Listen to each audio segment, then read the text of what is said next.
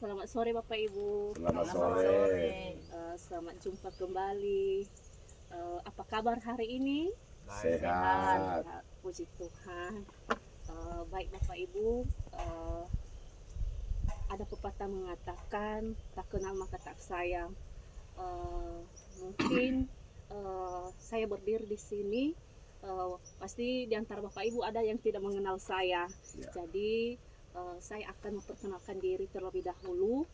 Nama saya Liria Nazai. Saya mahasiswa dari UP BJJ Medan yang saat ini sedang mengambil mata kuliah metode penyuluhan pertanian. Dan saat ini juga saya sedang melaksanakan praktek sesuai dengan pengamatan saya sebelumnya di kelompok Bapak di sini. Jadi ternyata ada masalah atau tanaman yang terserang penyakit kresek. Jadi Bapak Ibu,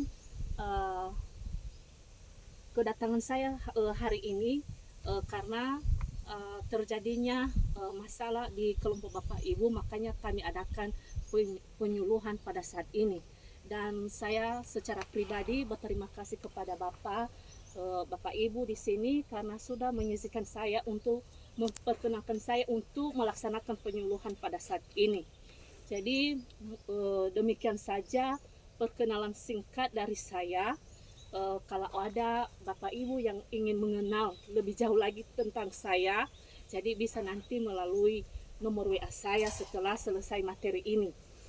Jadi bagaimana Bapak Ibu, apakah saya bisa melanjutkan penyuluhan ini? Lanjutkan, Bu. Baik, terima kasih. Jadi Bapak Ibu, materi yang saya ambil pada saat ini sesuai dengan praktik saya, yaitu pengendalian penyakit kresek pada tanaman padi. Jadi sebelum kita masuk pada pengendalian penyakit kresek ini, terlebih dahulu kita mengenal dulu apa itu yang namanya penyakit kresek. Jadi harus kita mengenal terlebih dahulu. Jadi siapa tahu Bapak Ibu juga ketemu di lahan Bapak Ibu masing-masing. Jadi Bapak Ibu bisa lebih tahu bagaimana cara pengendaliannya. Jadi Bapak Ibu, penyakit kresek ini pada tanaman padi disebabkan oleh bakteri. Nama bahasa Latinnya yaitu Xanthomonas oryzae yang menyerang pada tanaman padi pada semua pertumbuhan, mulai dari persemaian sampai pada hingga menjelang panen. Jadi gejala awal yaitu munculnya bercak kuning atau coklat kehijauan pada daun yang kemudian memanjang dan menguning. Jadi entah Bapak Ibu sudah pernah melihat yang ciri-cirinya seperti ini di lahan Bapak Ibu? Sering, Bu, ada itu, Bu. Sering terserang tanaman kami seperti begitu. Nah, itu namanya apa ciri-ciri penyakit kresek pada tanaman Bapak Ibu. Kalau sudah pernah melihat seperti ini, berarti tanaman Bapak sudah menyerang yang namanya penyakit kresek. Nah, itu salah satu ciri-cirinya Bapak Ibu. Jadi jangan kita abaikan Bapak Ibu. Jika kita tidak segera menangani penyakit ini, jadi bisa-bisa tanaman kita atau bisa-bisa kita gagal panen. Ya, gagal panen. Jadi makanya diharuskan kita harus segera mencegah yang namanya penyakit kresek ini. Karena ada pepatah mengatakan lebih baik mencegah daripada mengobati. Jadi jangan sampai sudah terserang penyakit baru kita mengobati. Jadi terlebih dahulu mari kita mencegah terlebih dahulu.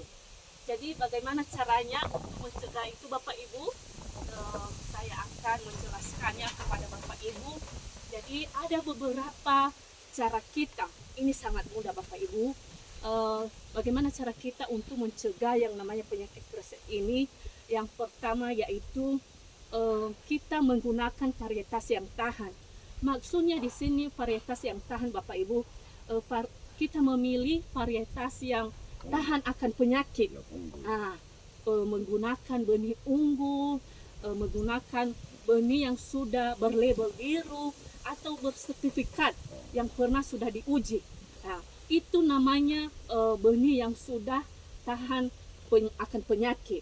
Jadi jangan kita sembarangan mengambil benih, jangan asal tanam saja, atau kita mengambil benih sekarang kan ada benih lokal.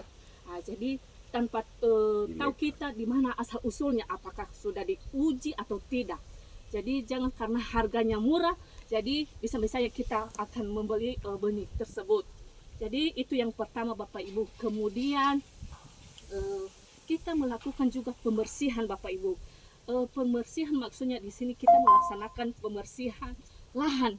Jadi kita membersihkan jerami-jerami yang sudah terinfeksi oleh penyakit kreset ini. Jadi kebiasaan kita entah masih ada di sini pernah Bapak Ibu mengalaminya atau di kelompok yang lain pernah kami menemukan. Jadi setelah panen itu mereka tidak membersihkan lagi lahan Bapak Ibu. Jadi mereka langsung menanam. Jadi kami anjurkan Bapak Ibu di sini, makanya kami memberikan penyuluhan.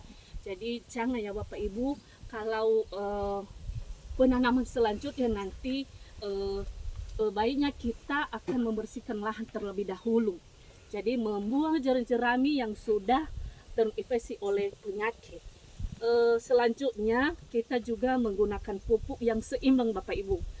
Maksudnya di sini kalau kita tahu musim hujan, jadi baiknya kita mengurangi penggunaan pupuk urea Bapak Ibu. Jadi itu yang nomor 3. Dan kemudian nomor 4, pengaturan air. Jadi pengaturan air ini jangan sering-sering kita menggenangi lahan kita. Ada baiknya kita berselang waktu. Jadi kalau terlalu juga kita menggenangi, bisa-bisa juga tanaman kita bukan jadi subur Bapak Ibu, bisa-bisa mati. Jenuhan air. Nah, begitulah Bapak Ibu. Dan jika gejala juga berlanjut Bapak Ibu, baiknya kita melakukan penyemprotan pada tanaman dengan menggunakan bakterisida sesuai anjuran PPL atau POPT di sekitar sini. Jadi jangan sembarangan juga kita menggunakan yang namanya pestisida Bapak Ibu. Jadi kita harus berhati-hati, jadi harus sesuai anjuran oleh penyuluh pertanian. Jadi mungkin hanya sampai di situ saja materi yang bisa saya sampaikan Bapak Ibu. Jika ada kekurangan saya untuk menyampaikan atau yang kurang Bapak Ibu memahami dengan yang saya jelaskan ini, bisa nanti setelah ini kita bisa berdiskusi bersama Bapak Ibu. Jadi demikian saja pertemuan singkat kita pada sore hari ini, dan semoga materi ini bermanfaat kepada Bapak Ibu. Dan sekali lagi saya ucapkan terima kasih. Ya Ahom. Ya.